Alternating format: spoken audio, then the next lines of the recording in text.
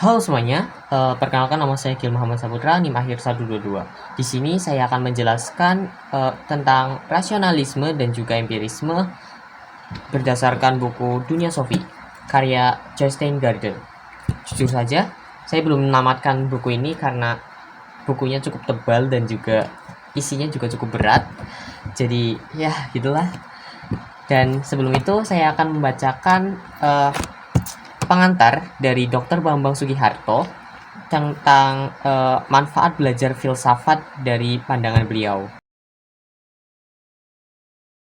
Belajar filsafat membuat kemampuan reflektif kita senantiasa berdenyut. Segala hal akan digugat dan digugat ulang oleh refleks kita sendiri.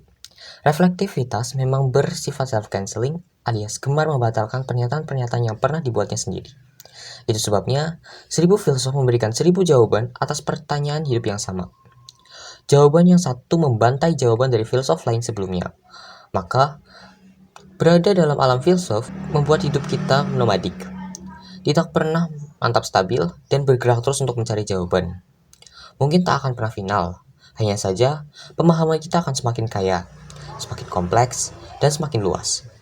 Dan dengan demikian, budi kita juga akan semakin halus dan arif, terutama untuk menyikapi kehidupan yang penuh perbedaan dan pelik ini. Nah, jadi begitu. Nah, kita langsung lanjut saja ke pembahasan yang pertama, yaitu rasionalisme. Nah, rasionalisme sendiri itu dibawakan oleh salah satu tokoh di zaman Prasokrates, yaitu Parmenides. Dulu banget, tepatnya 540 sampai 480 sebelum Masehi, hiduplah seorang filsuf bernama Parmenides. Parmenides itu termasuk ke dalam kaum Eleas yang ada di Italia Selatan. Kaum Eleas sangat tertarik dengan isu dari mana sih alam semesta muncul gitu. Apakah dari ketiadaan menjadi ada atau dari yang sudah ada itu berubah menjadi sesuatu yang lain. Nah, karena Parmenides ini juga dari kaum Elea, dia juga pasti tertarik dong dengan hal tersebut. Nah, terkait hal tersebut dia memberikan gagasan bahwa tidak ada sesuatu yang dapat muncul dari ketiadaan dan tidak ada sesuatu pun yang dapat menjadi tiada. Dia juga beranggapan bahwa tidak ada yang disebut perubahan aktual, tidak ada yang dapat menjadi sesuatu yang berbeda dari yang sebelumnya. Meskipun dia beranggapan seperti itu, tapi Parmenides itu sadar bahwa alam selalu berubah terus-menerus. Dia juga merasa dengan indera-inderanya bahwa segala sesuatu berubah. Namun, dia tidak dapat melaraskan ini dengan apa yang dikatakan oleh akalnya. Jika dipaksa memilih antara bergantung pada perasaan atau pada akalnya, dia akan lebih memilih akal. Jadi, Parmenides tidak percaya sama sekali apa yang sudah dia lihat. Dia yakin bahwa indera-indera kita memberikan gambaran yang tidak tepat tentang dunia, suatu gambaran yang tidak sesuai dengan akal kita.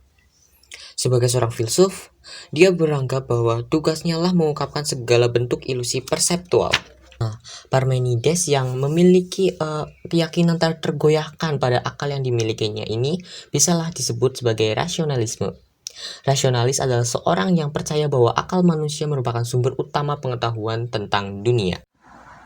Baiklah, kita lanjut ke pembahasan yang kedua, yaitu empirisme. Tokoh yang dibawakan di buku ini adalah Heraklitus.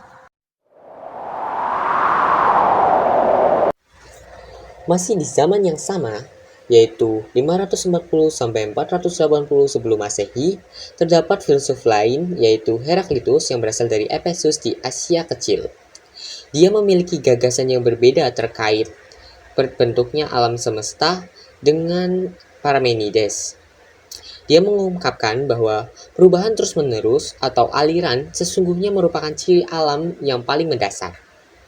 Barangkali dapat kita katakan bahwa Heraklitus mempunyai keyakinan lebih besar pada apa yang dapat dirasakannya daripada Parmenides. Heraklitus berkata, segala sesuatu mengalami perubahan terus-menerus dan selalu bergerak, tidak ada yang menetap. Oleh karena itu, kita tidak dapat melangkah dua kali di dalam sungai yang sama. Kalau aku melangkah ke dalam sungai untuk kedua kalinya, aku atau sungainya sudah berubah.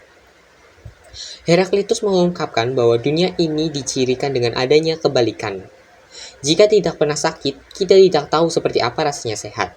Jika tak pernah kelaparan, kita tidak akan merasakan senangnya menjadi kenyang. Jika tak pernah ada perang, kita tidak dapat menghargai perdamaian. Dan jika tidak ada musim salju, kita tidak akan pernah melihat musim semi. Dari gagasan yang disampaikan oleh Heraklitus, kita bisa menyampaikan bahwa pemikiran dari Heraklitus cenderung empirisme, di mana dia akan berpegang teguh pada sesuatu yang telah dia rasakan atau pengalaman indrawi. Dalam satu hal, Parmenides dan Heraklitus saling bertentangan. Akal Parmenides menegaskan bahwa tidak ada sesuatu yang dapat berubah. Namun, persepsi indera Heraklitus menegaskan bahwa alam selalu berubah.